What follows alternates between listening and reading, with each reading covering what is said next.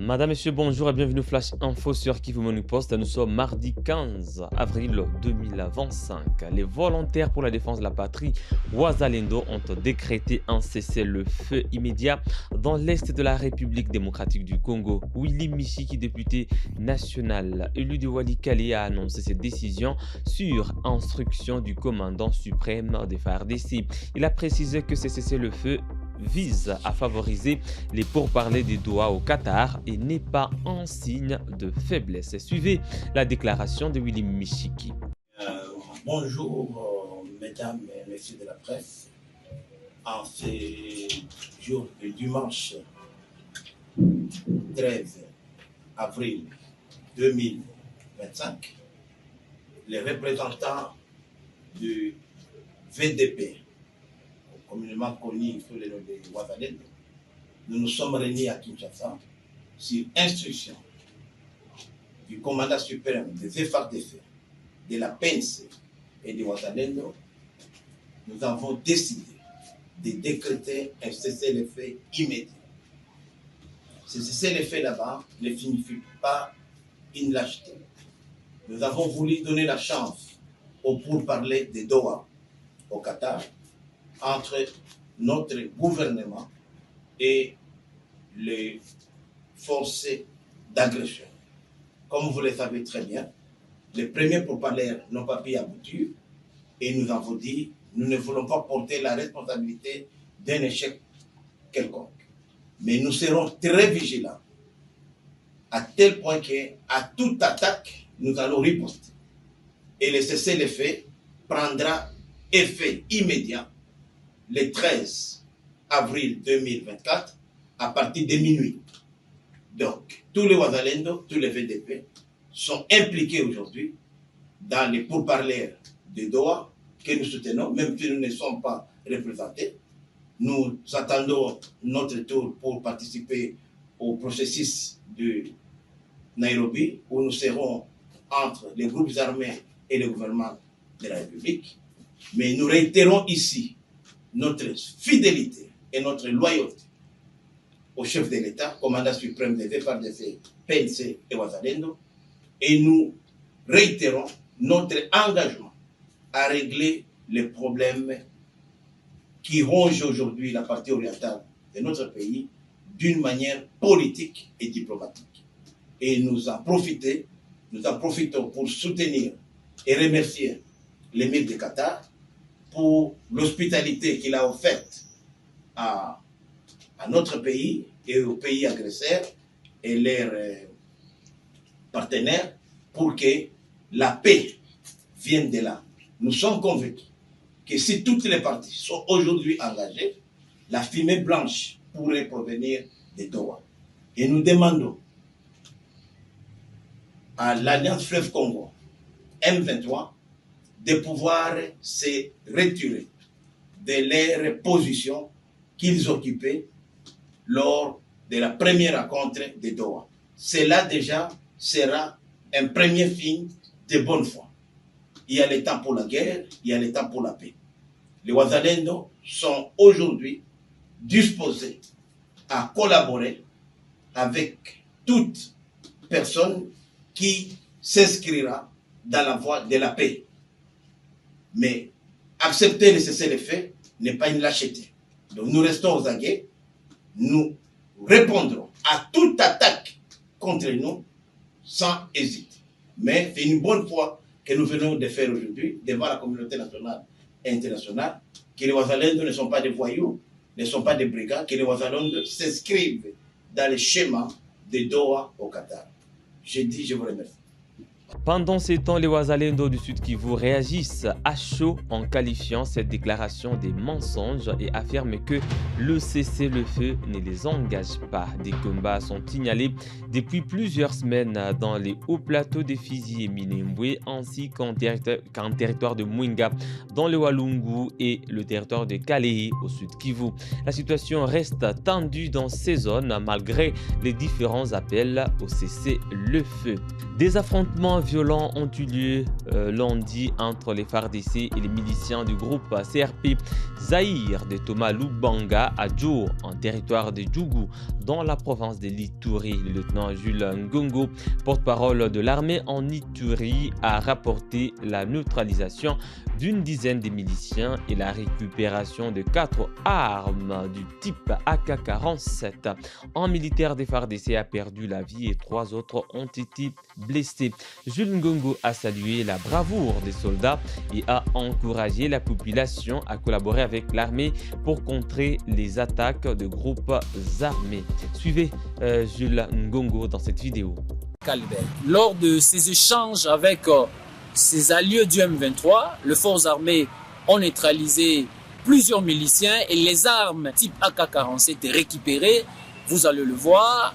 Et en ces moments, nous avons perdu un élément de forces armées succombé lors de ces combats et 3 autres blessés. Cette énième attaque de Thomas Lubanga et ses alliés du M23 ont juste l'intention de déstabiliser la province de l'Ituri et surtout empêcher toutes les initiatives de paix en cette période de l'état de siège où nous avons d'ailleurs salué l'annonce de Sa Majesté chef Kawa Pangamandro de son retour dans la ville de Bunia en province de l'Ituri pour participer aux efforts de la paix, et leur intention est d'empêcher ces retours patriotiques de ses compatriotes dans la province de l'Ituri.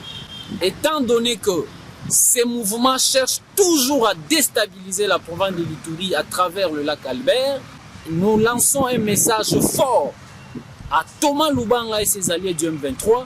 Notre riposte sera impitoyable et nous allons le faire comme nous l'avons fait à Kasseni, à Tchomia et à Nyamamba. Pour le moment, les forces armées poursuivent ces hors-la-loi et nous allons tout faire pour le mettre hors d'état de nuire et permettre à la population de vaguer librement à leurs occupations. Au nom du gouverneur militaire et commandant des opérations, lieutenant-général Luboyanka Chamadjouni, nous demandons à toute la population de continuer à dénoncer ces renégats. Ensuite, nous encourageons les éléments de forces armées engagés dans les opérations Tolérance Zéro au bord du lac Albert, de les poursuivre jusqu'à le mettre hors d'état de nuire. Pour le moment, la situation est calme. Nous appelons la population à soutenir son armée. La Cour constitutionnelle a commencé l'instruction de l'affaire Boukangalonzo impliquant l'ancien Premier ministre Matata Ponyo lundi 14 avril 2025 à Kinshasa. Matata Ponyo a soulevé 44 violations présumées de la Constitution et est accusé de détournement des fonds liés à la gestion du parc agro-industriel. Selon lui, cette affaire a des motivations politiques. Sa défense demande à la Cour de se déclarer incompétente et de rejeter l'action du ministère public contre lui. Suivez. La violation massive, flagrante de la Constitution. Si j'interviens, c'est parce que la justice, elle est rendue au nom du peuple. Et ce même peuple, ayant suivi ma dernière intervention, à la suite de l'avant-dernière séance, a souhaité, au nom du peuple dont je suis élu, que je reprenne quelques éléments des violations massives de la Constitution dont vous êtes le principal protecteur. Le deuxième point, honorable président, estimé membre de la Cour, concernera le caractère politique de ce procès. Cela fait 4 ans, mois pour mois, c'est en avril 2021. J'étais alors à Conakry, conseiller du président. Le premier réquisitoire tombait. Et j'ai dit, contrairement à tous ce qui m'ont dit de ne pas rentrer, j'ai dit, je fais foi. Honorable président, estimé membre de la Cour, je fais foi à la justice de mon pays, je vais rentrer. Et je suis rentré. L'exil m'a été donné, j'ai refusé. J'ai fait confiance en vous, honorable président, estimé membre de la Cour, parce que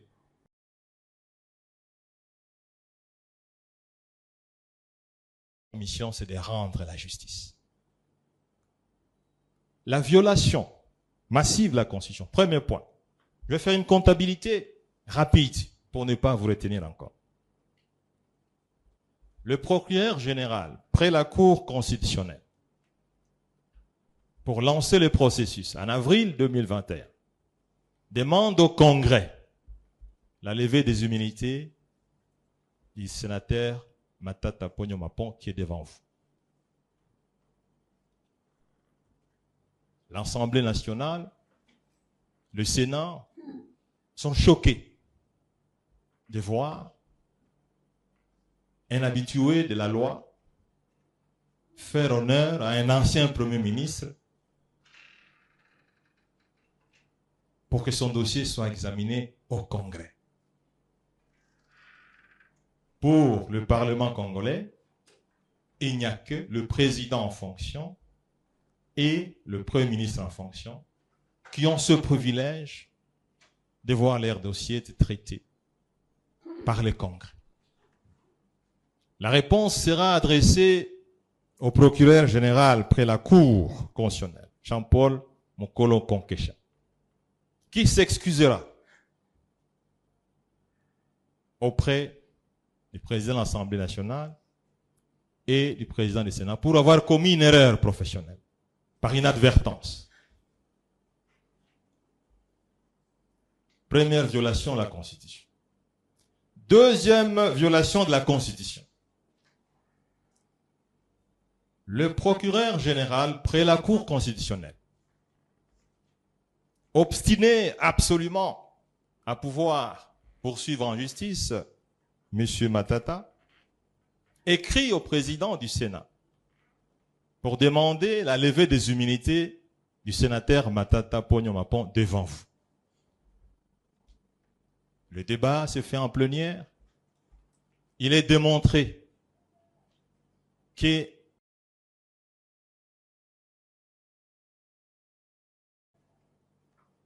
un procureur général près la Cour constitutionnelle ne peut pas s'adresser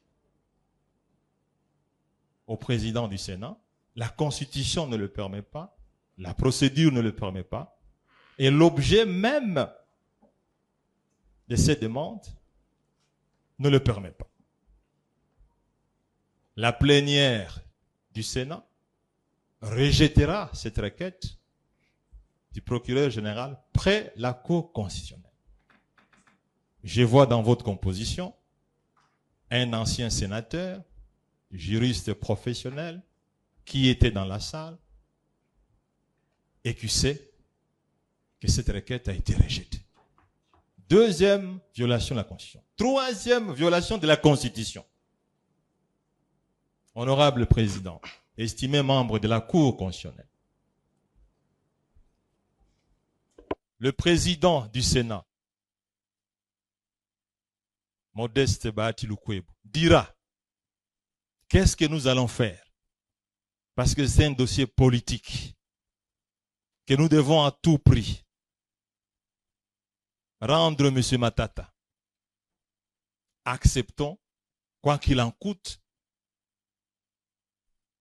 cette requête du procureur général près la Cour constitutionnelle. Ainsi, honorable président, estimé membre de la Cour, cette requête sera examinée en violation de la Constitution. Troisième violation de la Constitution. L'affaire Boukangalonzo a été renvoyée au 23 avril pour instruction. Cette décision permet aux parties de préparer leurs arguments. La Cour constitutionnelle a rejeté la demande de Matata Ponyo de se déclarer incompétente et de déclarer l'action du ministère public irrecevable. Matata Ponyo est accusé de détournement présumé des fonds publics dans le cadre du projet agro-industriel des Boukangalonzo. Madame, Monsieur, voilà qui met un terme à ces Flash Info sur Kivu Morning Post. Merci à vous de l'avoir suivi du début à la fin. On s'est fixé un nouveau rendez-vous d'actualité. À très bientôt.